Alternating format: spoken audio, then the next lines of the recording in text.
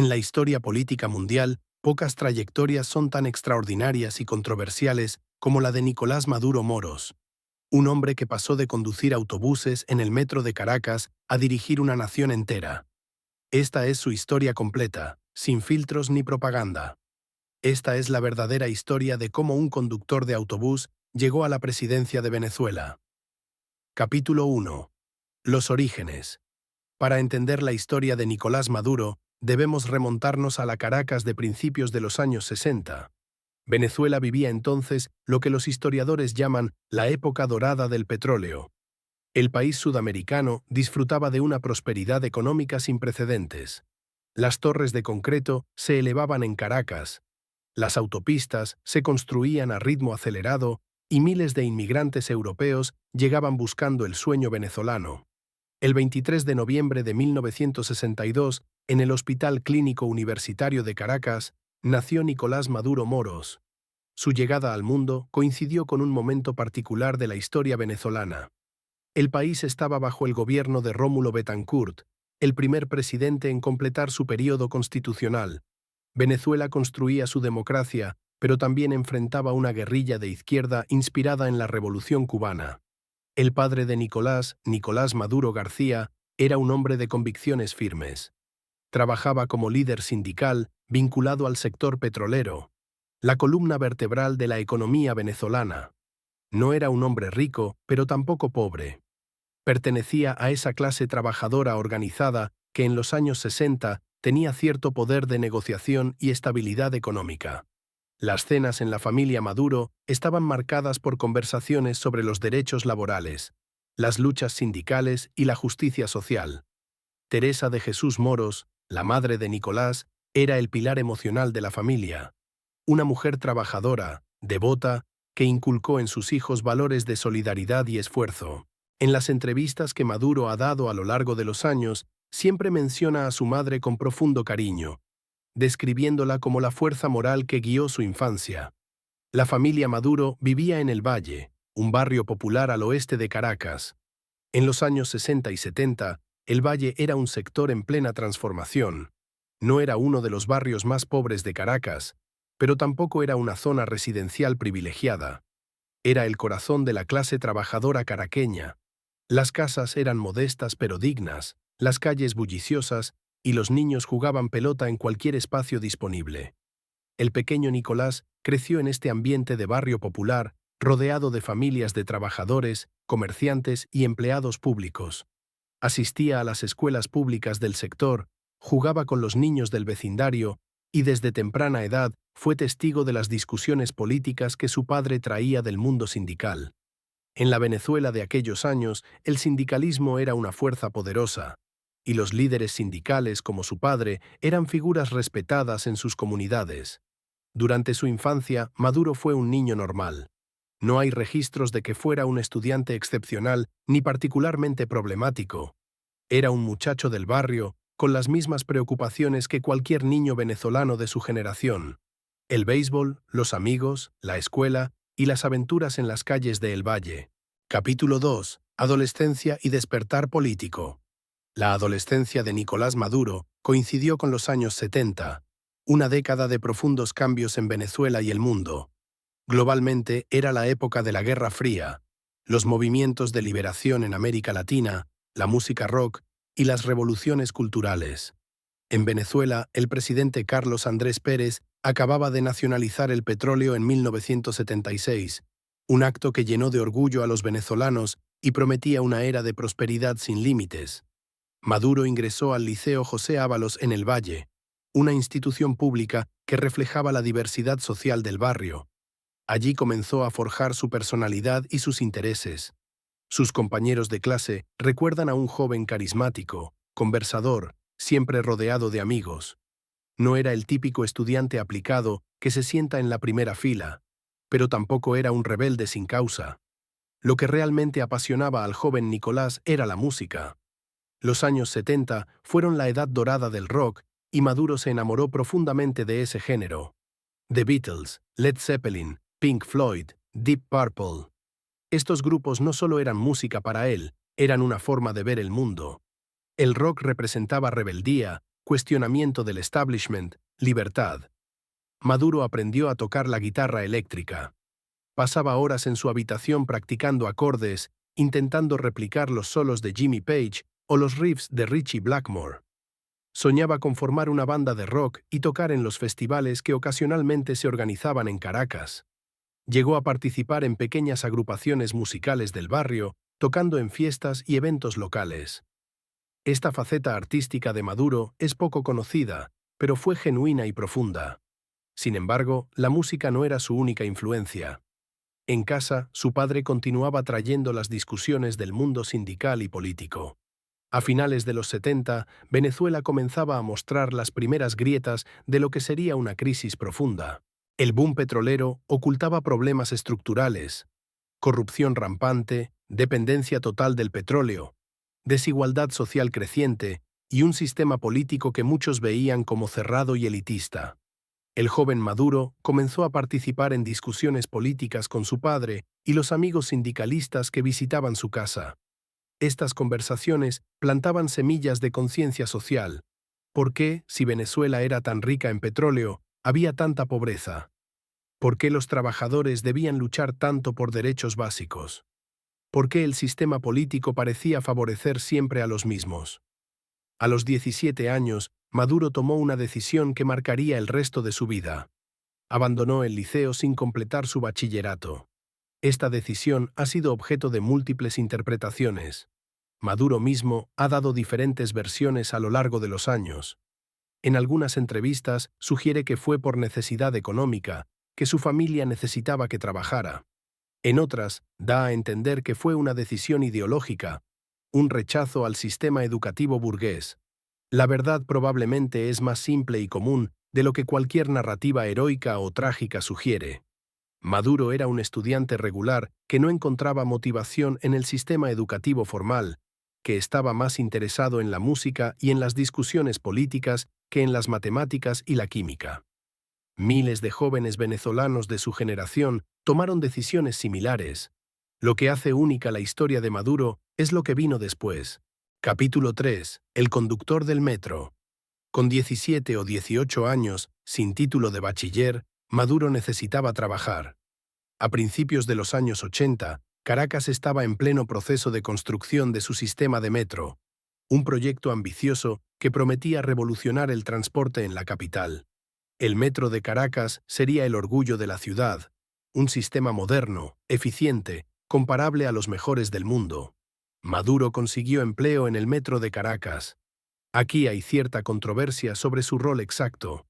La narrativa oficial que él mismo ha promovido es que fue conductor de trenes, el chofer que manejaba las unidades que transportaban a miles de caraqueños diariamente. Algunos críticos y periodistas que han investigado su pasado sugieren que su rol pudo haber sido más administrativo o que trabajó en distintas posiciones dentro de la organización. Lo que es indiscutible es que Maduro trabajó en el metro de Caracas durante varios años en la década de los 80.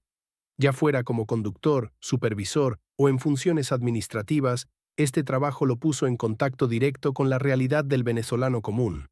El metro era un microcosmos de Caracas. Estudiantes universitarios, trabajadores de oficina, vendedores ambulantes, profesionales, obreros. Todos compartían esos vagones y esas estaciones. El ambiente laboral del metro también era particularmente propicio para la organización sindical. Era un trabajo que requería coordinación, disciplina, y los trabajadores estaban concentrados en un mismo sistema, lo que facilitaba la organización colectiva. El sindicato de trabajadores del metro era activo y combativo, siempre negociando mejores condiciones laborales. Fue en este contexto donde Maduro realmente comenzó su formación política práctica. Se involucró activamente en el sindicato, asistiendo a reuniones, participando en discusiones sobre estrategias de negociación, aprendiendo los mecanismos de la acción colectiva. Descubrió que tenía habilidades naturales para la organización y la movilización. Sabía escuchar a sus compañeros, identificar sus preocupaciones y articularlas en demandas concretas. Pero Maduro no se contentaba con el sindicalismo pragmático, enfocado solo en salarios y condiciones laborales. Buscaba algo más profundo, una comprensión teórica de la lucha de clases, del capitalismo, del cambio social. Comenzó a acercarse a grupos de izquierda radical que operaban en Venezuela en los años 80. Durante esta década, Venezuela vivía bajo el sistema bipartidista del Pacto de Punto Fijo, dominado por Acción Democrática y COPEI, dos partidos que se alternaban el poder. Sin embargo, existía una izquierda fuera del sistema, marxista-leninista, que criticaba la democracia venezolana como una farsa burguesa. Había grupos vinculados al Partido Comunista, organizaciones maoístas, trotskistas y diversas corrientes revolucionarias. Maduro se vinculó con estos grupos. Comenzó a estudiar de manera autodidacta textos de Marx, Engels, Lenin, el Che Guevara y otros teóricos revolucionarios. Asistía a círculos de estudio donde jóvenes idealistas discutían durante horas sobre dialéctica materialista, sobre la dictadura del proletariado, sobre las experiencias revolucionarias en Cuba, Nicaragua y otros países. Capítulo 4. La escuela cubana. A mediados de los años 80, probablemente alrededor de 1985 o 1986, Maduro viajó a Cuba. Este viaje es uno de los episodios más significativos y menos documentados de su vida. Según el propio Maduro y algunas fuentes cubanas, fue enviado a La Habana para recibir formación política en la Escuela Nacional de Cuadros Ñico López del Partido Comunista de Cuba. Esta escuela era famosa en los círculos de izquierda latinoamericana. Era donde Cuba formaba a cuadros políticos de movimientos revolucionarios de todo el continente. Miles de activistas, guerrilleros, sindicalistas y políticos de izquierda pasaron por sus aulas.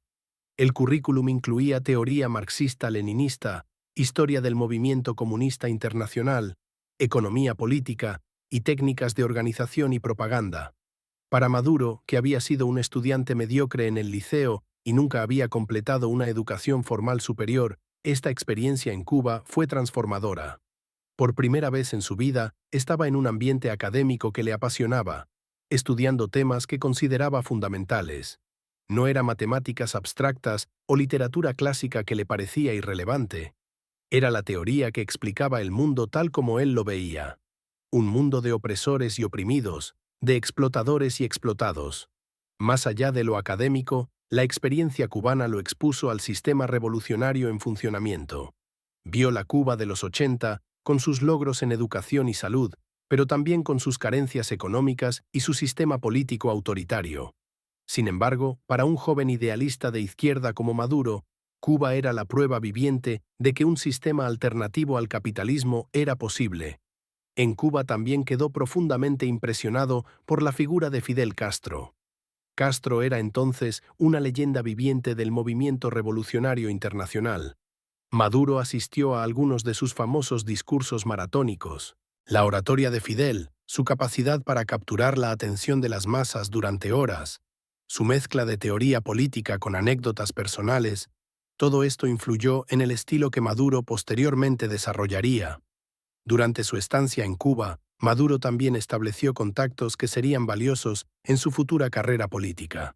Conoció a otros activistas latinoamericanos, a funcionarios del Partido Comunista Cubano, y construyó una red de relaciones que trascendía fronteras. Esta red sería fundamental décadas después, cuando Venezuela y Cuba desarrollarían una alianza estratégica bajo el chavismo. Cuando Maduro regresó a Venezuela, no era el mismo joven que había partido. Tenía ahora una formación teórica más sólida, una visión política más estructurada y un compromiso más profundo con la causa revolucionaria. Se afilió formalmente al Partido Socialista de los Trabajadores, una organización de izquierda radical que operaba en los márgenes del sistema político venezolano. Capítulo 5. El Caracazo y la radicalización. Los años 80 fueron devastadores para Venezuela. El país, que había sido rico, próspero y optimista en los 70, entró en una crisis económica profunda. El Viernes Negro de 1983 marcó el inicio de una devaluación del bolívar y una inflación creciente. Los venezolanos vieron cómo su poder adquisitivo se evaporaba. Las colas para comprar alimentos se volvieron comunes. La deuda externa ahogaba al país. En 1988, Carlos Andrés Pérez, quien había sido presidente durante el boom petrolero de los 70, fue electo nuevamente. Los venezolanos esperaban que trajera de vuelta la prosperidad. Sin embargo, la realidad era muy diferente. Venezuela estaba en bancarrota y el Fondo Monetario Internacional exigía ajustes estructurales como condición para préstamos. El 16 de febrero de 1989, Pérez anunció un paquete de medidas económicas que incluía la liberación de precios de productos básicos y el aumento del precio de la gasolina. Al día siguiente, 27 de febrero, estalló el Caracazo. Comenzó como protestas por el aumento de las tarifas del transporte público, pero rápidamente se convirtió en una explosión social masiva. Saqueos, disturbios y una brutal represión militar que dejó cientos, posiblemente miles de muertos. Maduro, que trabajaba en el metro y vivía en un barrio popular, fue testigo directo de estos eventos. Vio la rabia acumulada de los sectores populares explotar en las calles. Vio también la respuesta del Estado. Militares disparando contra civiles, tanques en las calles de Caracas, toques de queda. El Caracazo fue traumático para toda una generación de venezolanos, pero para activistas de izquierda como Maduro, confirmó todas sus teorías sobre el Estado burgués represor. El Caracazo radicalizó aún más a Maduro. Participó activamente en protestas, en la organización de resistencia en su barrio, en la denuncia de la represión. También comenzó a involucrarse más profundamente en la organización de células políticas, no solo en el metro, sino en otros sindicatos y sectores populares. Durante este periodo, Maduro conoció a Cilia Flores. Cilia era una abogada laboralista de reconocida trayectoria en la defensa de sindicalistas y activistas de izquierda. Era mayor que Maduro, más educada formalmente y tenía conexiones importantes en el mundo legal y político. Su primer encuentro fue profesional. Cilia defendía a trabajadores del metro en conflictos laborales, pero pronto desarrollaron una relación que trascendía lo profesional. Cilia vio en Maduro cualidades que otros no veían. Veía su carisma, su capacidad de conectar con la gente común, su lealtad a las causas que abrazaba. Maduro, por su parte, encontró en Cilia no solo una compañera romántica, sino una mentora política y estratega. La relación entre ambos se consolidó rápidamente, y aunque Cilia estaba casada en ese momento, eventualmente se divorció para estar con Maduro. La influencia de Cilia en la carrera política de Maduro no puede ser subestimada. Ella tenía la formación académica y legal que a él le faltaba. Tenía conexiones en círculos políticos e intelectuales de izquierda, y tenía una mente estratégica aguda. Juntos formaron un equipo formidable, Maduro con su capacidad de movilización popular y Cilia con su capacidad de maniobra política e institucional. Capítulo 6. Hugo Chávez entra en escena. El 4 de febrero de 1992, a las 2 de la madrugada, Venezuela despertó con la noticia de que un grupo de militares había intentado un golpe de Estado.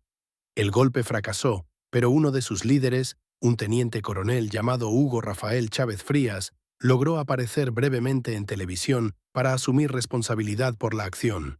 En ese mensaje televisado, Chávez pronunció dos palabras que resonarían en la historia venezolana. Por ahora.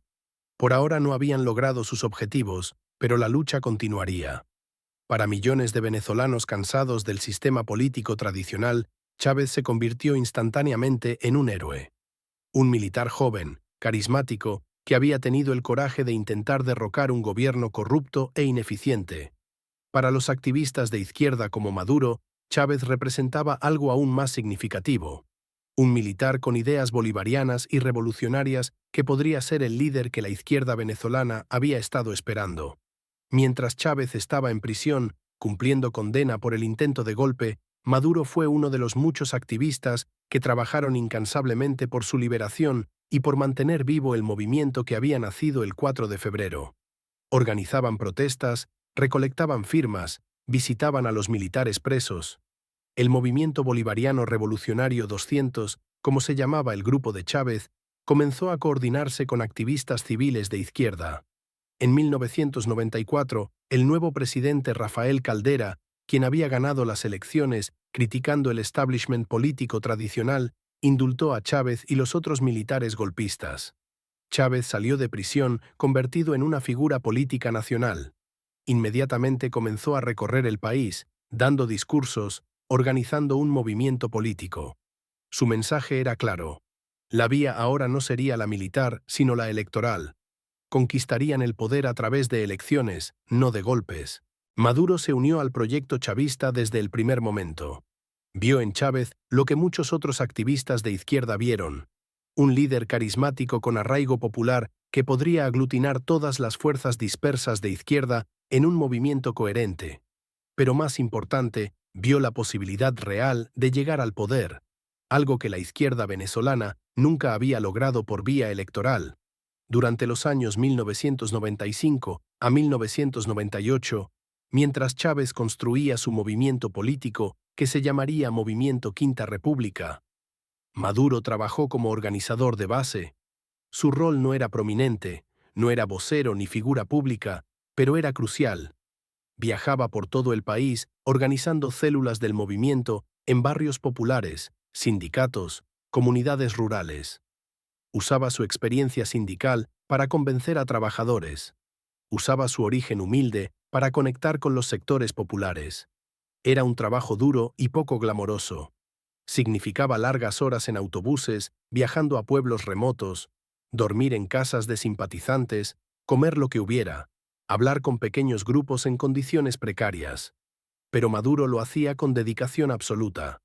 Creía genuinamente en el proyecto y, más importante, era absolutamente leal a Hugo Chávez. La campaña electoral de 1998 fue intensa.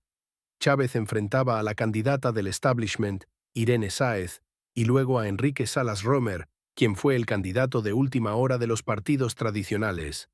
Chávez prometía una revolución pacífica y democrática, una nueva constitución, la refundación de la República y el fin de la corrupción. Su mensaje resonaba en un país cansado de décadas de declive económico y decepción política. Maduro fue parte del equipo que movilizó a los sectores populares urbanos.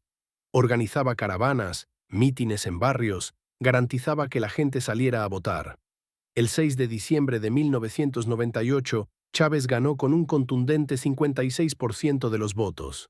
Venezuela había elegido un presidente que prometía cambiarlo todo. Para Nicolás Maduro, este triunfo significaba que todo el trabajo de décadas había valido la pena. El conductor de autobús, el sindicalista, el activista de izquierda, ahora estaba cerca del poder. Pero su ascenso personal apenas comenzaba. Capítulo 7. Dentro del poder. Con Chávez en el poder, comenzó el proceso de refundación de la República. Una Asamblea Nacional Constituyente fue electa para redactar una nueva constitución. Nicolás Maduro fue designado como uno de los constituyentes. Era su primer cargo oficial en el gobierno, y aunque no fue uno de los protagonistas principales del proceso constituyente, fue una experiencia formativa. Aprendió los mecanismos del poder legislativo, participó en comisiones y estableció relaciones con otras figuras del chavismo. La nueva Constitución fue aprobada en referéndum en diciembre de 1999. Establecía una república bolivariana, aumentaba el periodo presidencial de 5 a 6 años con posibilidad de reelección inmediata y expandía los derechos sociales. Para el chavismo era la base legal de su proyecto transformador. En las elecciones realizadas bajo la nueva Constitución, en el año 2000, Maduro fue electo diputado a la Asamblea Nacional. Como legislador, se especializó en temas laborales, sindicales y de política internacional. No era uno de los diputados más visibles o con mayor protagonismo mediático, pero trabajaba consistentemente en comisiones y proyectos de ley. Los primeros años del gobierno de Chávez fueron turbulentos. Enfrentó oposición feroz de sectores empresariales, mediáticos y políticos tradicionales.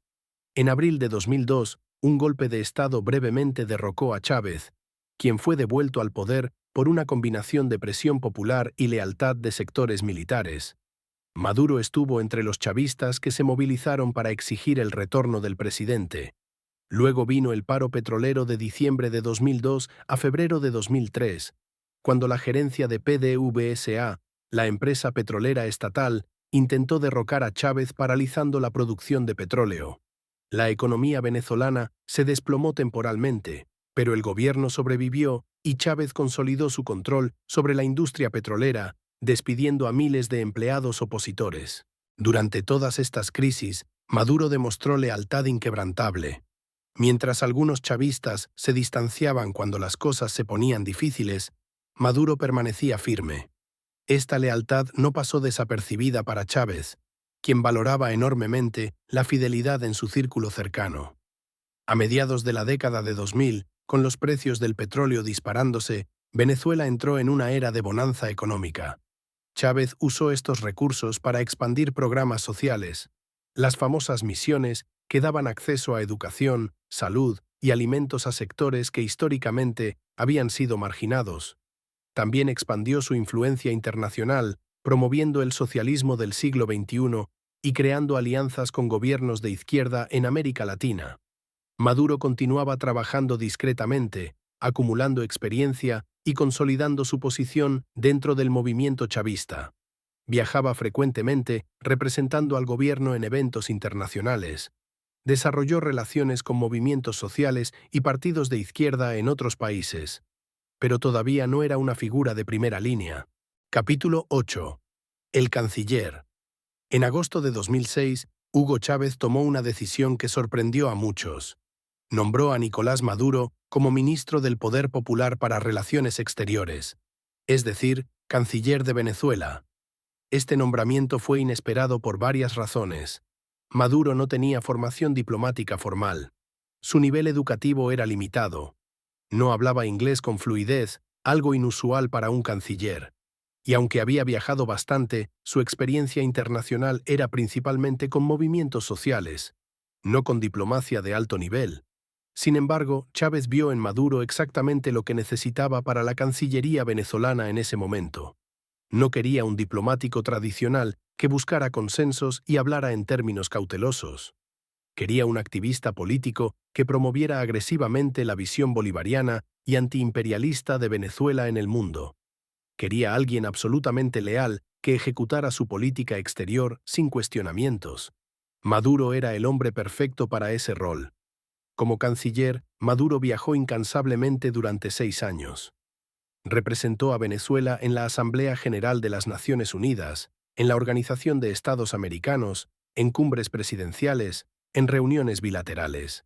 Su estilo diplomático era ciertamente poco convencional. En vez de los discursos medidos típicos de la diplomacia, Maduro pronunciaba arengas políticas, denunciando al imperialismo estadounidense, defendiendo a gobiernos como el de Irán o Bielorrusia, y promoviendo una visión de un mundo multipolar. Sus discursos en la ONU a menudo eran encendidos y cargados ideológicamente.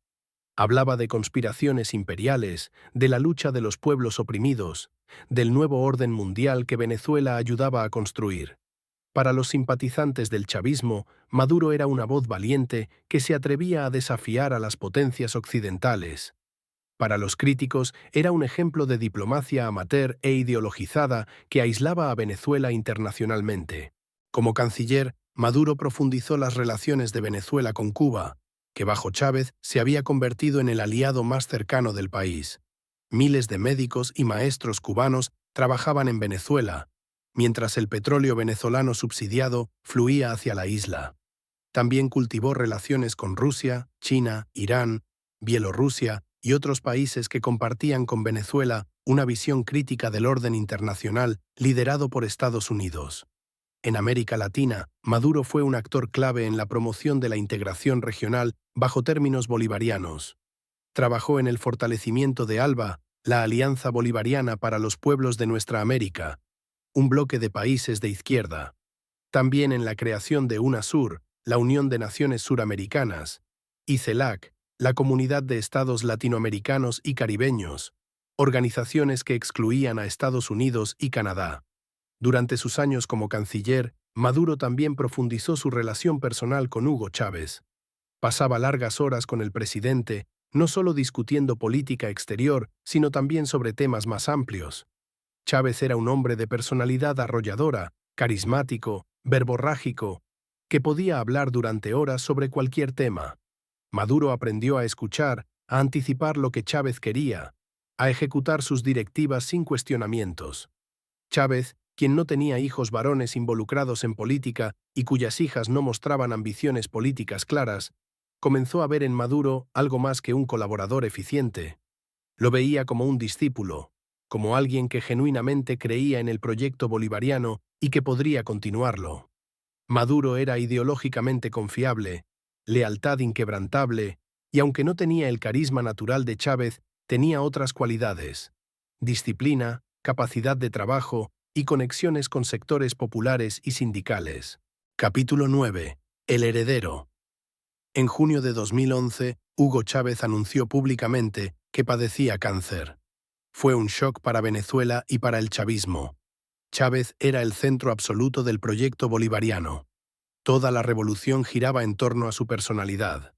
La pregunta que muchos se hacían era: ¿qué pasaría con el chavismo sin Chávez? Durante los siguientes meses, Chávez se sometió a múltiples cirugías y tratamientos en Cuba. Su salud fluctuaba. A veces parecía recuperado, daba discursos, aparecía en público. Otras veces desaparecía durante semanas en La Habana. La incertidumbre dominaba la política venezolana. En octubre de 2012, Chávez fue reelecto presidente, derrotando al candidato opositor Enrique Capriles con un margen del 55 a 44%. Sin embargo, su salud continuaba deteriorándose. En octubre de ese mismo año, Chávez nombró a Nicolás Maduro como vicepresidente ejecutivo. El mensaje era claro. Maduro era ahora formalmente el número 2 del gobierno. Pero Chávez fue aún más lejos. El 8 de diciembre de 2012, antes de viajar a Cuba para someterse a una nueva cirugía que sabía era extremadamente riesgosa, dio un discurso en cadena nacional que quedaría grabado en la historia.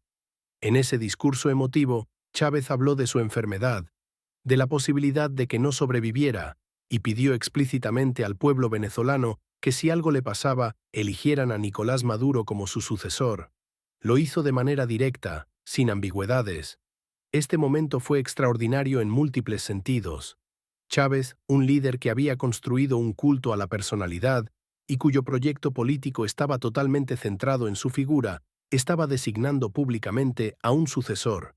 Y ese sucesor no era un militar de alto rango, no era un intelectual brillante, no era alguien con carisma mediático obvio. Era Nicolás Maduro, el exconductor de autobús, el sindicalista, el activista de izquierda que había trabajado lealmente en las sombras durante años. Chávez justificó su elección. Habló de la lealtad de Maduro, de su compromiso con el pueblo, de su capacidad de trabajo, de su origen humilde que lo mantenía conectado con las bases. Fue una designación que tomó por sorpresa a muchos dentro del propio chavismo, donde había figuras que se consideraban con más méritos o credenciales para la sucesión. Chávez viajó a Cuba y nunca regresó con vida. Durante más de 2 meses, Venezuela vivió en un limbo. Chávez debía juramentarse para su nuevo período presidencial el 10 de enero de 2013, pero estaba en La Habana, demasiado enfermo para viajar. El gobierno decidió posponer la juramentación indefinidamente, una maniobra constitucionalmente cuestionable que la oposición denunció como un golpe de Estado. Durante este período, Maduro, como vicepresidente, manejaba los asuntos del día a día del gobierno. Viajaba frecuentemente a Cuba para ver a Chávez, y luego regresaba con mensajes y directivas del presidente enfermo. Era una situación surreal. Venezuela estaba siendo gobernada por un presidente que no estaba físicamente presente y cuya condición real era un misterio. El 5 de marzo de 2013, el gobierno anunció finalmente lo que muchos sospechaban. Hugo Chávez había fallecido. La noticia sumió a millones de chavistas en un duelo profundo. Para ellos, Chávez no era solo un presidente, era una figura casi mesiánica que había reivindicado a los pobres y humillados de Venezuela. Las escenas de dolor público fueron intensas y genuinas. Capítulo 10. El presidente. Nicolás Maduro asumió la presidencia de manera interina. Según la Constitución, debían convocarse nuevas elecciones en 30 días. El chavismo, aún en duelo, se movilizó detrás de Maduro como el candidato oficial. La oposición, liderada nuevamente por Enrique Capriles, vio una oportunidad. Sin Chávez, argumentaban, el chavismo perdería su principal activo, el carisma y la conexión del comandante con las masas. La campaña electoral fue breve pero intensa. Maduro construyó su candidatura enteramente sobre ser el heredero de Chávez. Su eslogan de campaña fue: Chávez vive, la patria sigue. En cada discurso invocaba a Chávez, Contaba anécdotas de sus conversaciones. Aseguraba que estaba cumpliendo las últimas voluntades del comandante. Incluso llegó a afirmar en un mitin que Chávez se le había aparecido en forma de pajarito y le había dado su bendición, una declaración que generó burlas, pero que resonó con sectores místicos del chavismo. Capriles, por su parte, atacó a Maduro como un simple títere sin capacidad de liderazgo propio. Lo comparaba desfavorablemente con Chávez, sugiriendo que no tenía la preparación, la inteligencia ni el carisma para gobernar Venezuela. Sin embargo, enfrentaba un obstáculo enorme. Gran parte del país todavía estaba en duelo por Chávez y no estaba lista para rechazar a su heredero designado. Las elecciones se realizaron el 14 de abril de 2013. Los resultados fueron extraordinariamente cerrados. Maduro ganó con apenas el 50.6% de los votos contra el 49.1% de Capriles, una diferencia de apenas 224.000 votos de un total de casi 15 millones. Fue una victoria, pero la más ajustada en la historia del chavismo. Chávez nunca había ganado con un margen tan estrecho. La oposición denunció irregularidades y exigió un reconteo completo de votos. Hubo protestas, tensión en las calles y varios muertos en enfrentamientos. Maduro se negó a un reconteo completo, permitiendo solo una auditoría limitada. Fue juramentado como presidente constitucional el 19 de abril de 2013. Nicolás Maduro, el hijo del sindicalista de El Valle, el guitarrista rockero, el conductor de autobús del metro de Caracas, el estudiante autodidacta de marxismo, el activista de izquierda, el organizador sindical, el diputado discreto, el canciller ideológico, el vicepresidente leal, era ahora el presidente de la República Bolivariana de Venezuela. Epílogo. Reflexiones sobre un camino extraordinario. La historia de cómo Nicolás Maduro llegó de conductor de autobús a presidente es objetivamente extraordinaria. Es una trayectoria que difícilmente podría haberse dado en otro contexto o en otro momento histórico. Requirió una combinación particular de factores: el colapso del sistema político venezolano tradicional, el surgimiento del chavismo como movimiento político de masas, la enfermedad y muerte de un líder carismático que necesitaba designar un sucesor, y las propias cualidades y decisiones de Maduro. No fue una trayectoria basada en brillantez intelectual o académica.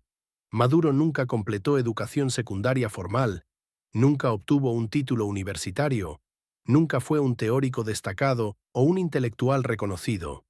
No fue una trayectoria basada en carisma mediático natural. Maduro nunca tuvo la capacidad de Chávez para cautivar audiencias durante horas, para improvisar discursos brillantes, para conectar emocionalmente con millones. Fue, en cambio, una trayectoria basada en lealtad, disciplina, conexiones con movimientos sociales y estar en el lugar correcto en el momento correcto. Maduro fue consistentemente leal a Chávez durante casi 15 años. Nunca lo cuestionó públicamente, nunca buscó protagonismo propio, nunca dio señales de ambiciones personales. Esta lealtad fue su activo más valioso.